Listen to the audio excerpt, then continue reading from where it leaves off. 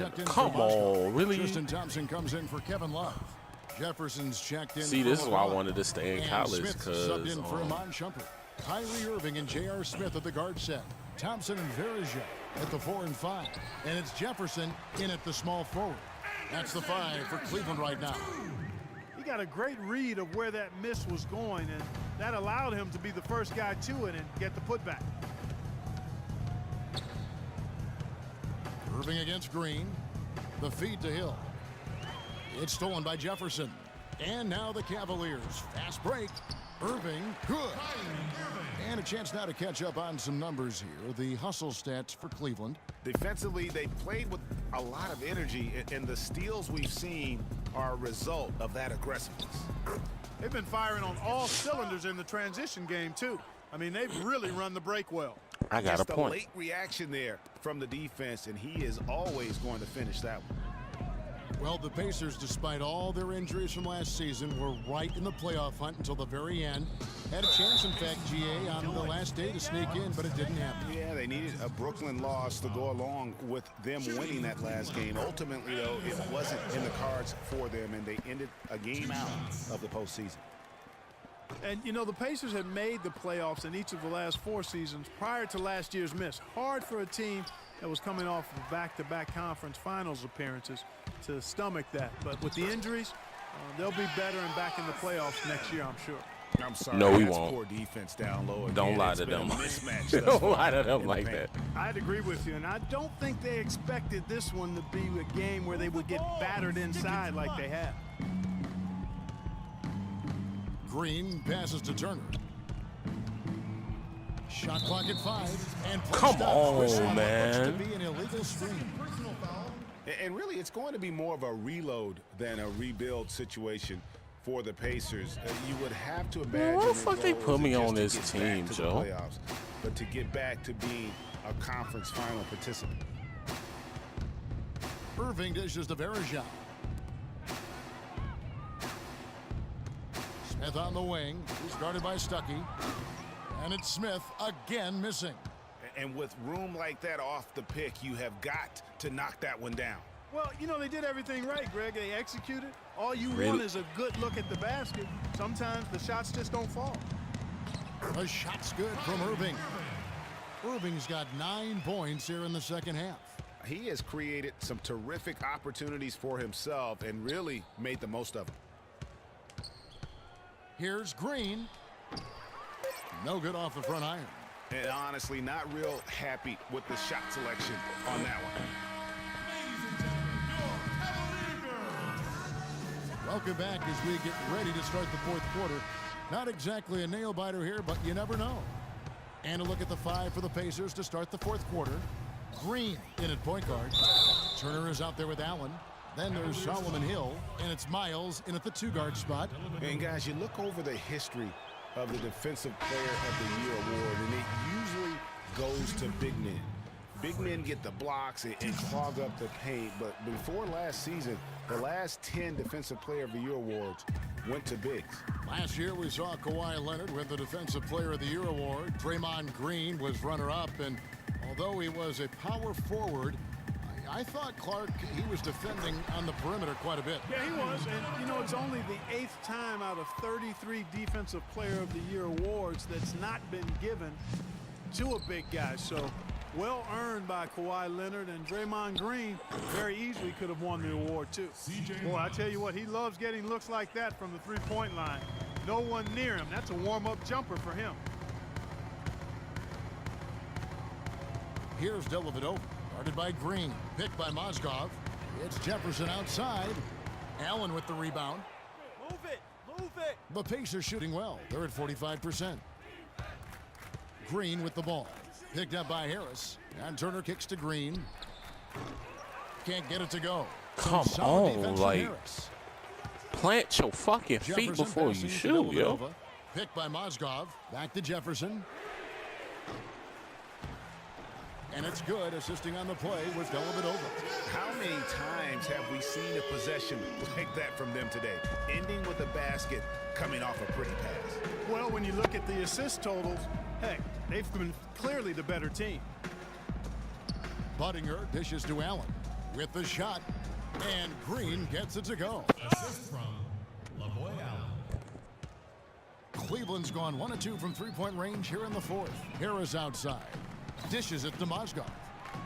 Puts up the baby hook, and the rebound goes to the Pacers. They'll be hosting Orlando for the next one. That game will be a quick pit stop before hitting the road again. The drive by Green lands soft on the front of the rim and drops. Green's got 5 points in the quarter. They're shooting it quite well now. Again, function of shot selection, ball movement. Guys are in rhythm, confident, free-flowing, and they're knocking down their shots. Here's Mozgov. Drilled from 11 feet out. And just way too early to tell how this year's group of rookies will turn out. But just from an early look, they seem to be a group that can contribute. Definitely not going to be a class with a small impact on the league. Well defended, though, and he's not someone who handles that kind of pressure very well. Pass to Cowan. Picked by Mozgov. To the paint. And Turner with the block. And that's out of bounds. Cleveland will retain possession. Hill, he's checked in for Allen. Jordan Hill.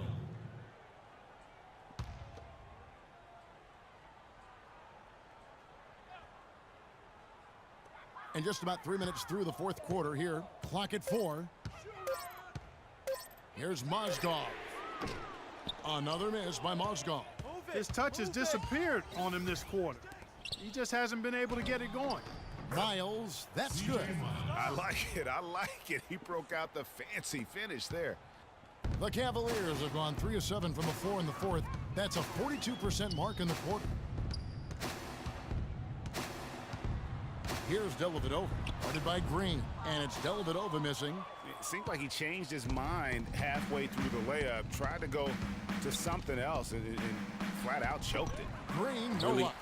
And good defense there to play up and get a hand What in the defense? face. Well, he's got a tough back. mindset. He's confident as a defender. How? And when you Are combine you those fucking two things, serious? it makes it real hard to score on him. Harris outside. Come. And there's the pass to Cowan, and it's good. Assisting on the play was Dellavedova. Dellavedova's got 3 assists now in this one. For Indiana, they've gone 4 of 8 in this fourth quarter, shooting an even 50% from the field. The drive by Green, and Turner kicks to Miles. Green with a screen on Harris. Miles off the pick from Green. Here's the 3, and it's Miles missing. You know, he just hasn't looked right to me. A bit out of sorts, if you will. Something's off with his mechanics, at least as I look at it. Are you fucking serious? Screen by Jefferson. Feeds to Dellavedova from past the arc. See that shit? That's that shit I be Here's talking about. Mozgov. Yeah, the That defender is that shit I be all talking over. about. Greg, he got They'll him good switch there. me I to mean, that's somebody why the shot was else. so far off. You leaving your assignment, and then when you move to the assignment, they switch you That free right throw, back to the no person good. that's supposed to be guarding. Moscow guy was And then they specifically shoot, and you be sought like, after by his coach, Allow Dave team Blatt. Remember, score. Like, Moscow was a fucking serious? favorite of his from when Blatt coached the Russian national team. Anderson Varejão's checked in for Cleveland. Smith comes in for Harris. And the Pacers also making a change. Hill's checked in. And as we head to the final buzzer here, a crushing blowout, big-time dominance, and this will go in the record books as a gaudy win for the Cavaliers. You're right there, Steve. And one area that stands out that we've seen tonight from them, Clark, their aggressiveness in getting steals, something I know that you really value yourself. Well, it deflates the opposition when you can be pesky defensively, and then it sparks your offense, and that's what happened for them. When you have the type of effort we saw tonight, it's hard to overcome that kind of defensive pressure. And ever when important. Edward! Is win number 3. I'm gonna And they'll take the win tonight, setting the tone in the first matchup of this 4-game season series. And it will be a fight, Greg. When you see an opponent that many times, it's inevitable. You see those how games take on a I'm little not extra added meaning. how they have me covering A fantastic show. some random. And what an amazing all-around game it was for Kyrie Irving. You can do a lot to change a game other than scoring, and it was his quick hands on the defensive end that put them in the Really, driver's seat. nigga? Hill passes to Green. Pulls it from the elbow. No good. Well, they're really making a point of keeping the ball moving around. Yeah, gotta love this teamwork. I mean, everybody's involved and engaged. It's just a thing of beauty to watch. It is, and Clark, that's the key. The D can't focus on one player, and no matter what anybody tells you, that ball will always move quicker than the defender. And so it's Cleveland taking care of business in the... Kevin, you guys have... The 2K Sports postgame show. This shit was disrespectful. Hi again, everybody. This is Ernie Johnson, joined by Shaquille Kyrie Irving. Kyrie, this dude is a composed, mature leader. And that'll do it for our broadcast tonight. Hope you enjoyed.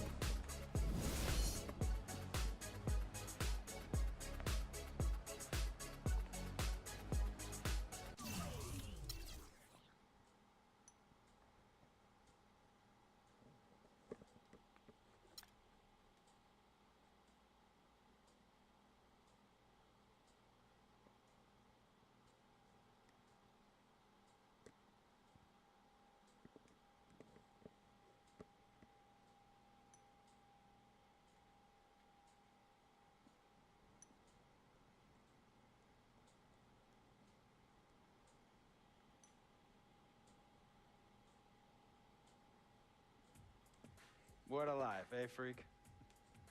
1 minute you're playing 21 and horse on the courts in Harlem, and the next moment you're in the showroom, configuring the gunmetal and graphite exterior of your luxury car and your iPad Mini.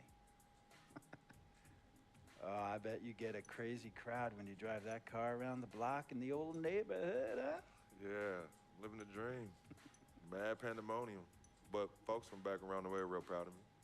Yeah, I hear you. Local kid makes good. You know, it kind of reminds me of when I took my tech stock public and I rang the New York Stock Exchange bell, and my mom's friends called her up and said, "Maggie, is that your son on Bloomberg News this morning ringing the bell?" And my mom says, "Yes, sirree, Bob, it was him." That was a great moment, freak. And you know, our lives, like a pearl necklace of great moments, all strung together with the finest silk thread of memories. And we have to be very careful how we cultivate those pearls and we thread that necklace. Does this meeting by any chance have to do with Vic Van Leer? I grew up in the burbs, freak. I wasn't poor, upper middle class, comfortable. My daddy worked as an accountant for one of the largest insurance firms in the country. Smart with his money. Mom didn't have to work. I went to boarding school. And then my dad died of a heart attack when I was a freshman at MIT. I was a movie geek, wanted to be a civil engineer, but I made my fortune by becoming a hybrid of both those interests. My dad didn't want me to be an accountant. Oh, listen to this. My best friend was a guy named Isidore. Yeah, we called him Izzy. He was one of the smartest human beings I have ever met in my life. I mean, Izzy was taking second-year college calculus courses as a high school sophomore, right? Straight-A student, full ride to MIT. Izzy had the world at his fingertips. But he was always looking for trouble, and trouble found him. He ran with the wrong crowd. And when we got to MIT, he got this great job working for a financial consulting firm in Boston. But every weekend, he would fly to Vegas. You see, Izzy had a system for counting cards in Vegas that had the big casinos on the Strip. Oh, stymied. He would come back to MIT with suitcases filled with $200,000 in cold cash. What? Yeah. So your man Izzy was getting hit off like that? Like a fat rat in a cheddar cheese factory, freak. Okay, so what happened to this dude Izzy? Because he's dope. No, not dope. Dead. After he'd been missing for 3 weeks, the Nevada State Police never found hide nor hair of Isidore. And our friendship took a hit when he asked me to hang out with him in Vegas, and I said I wouldn't do it because I knew he was on a dark and twisted path in his life. And yes, he was my dude. But no way was I gonna throw my life away trying to show my loyalty to a guy who really and truly did not.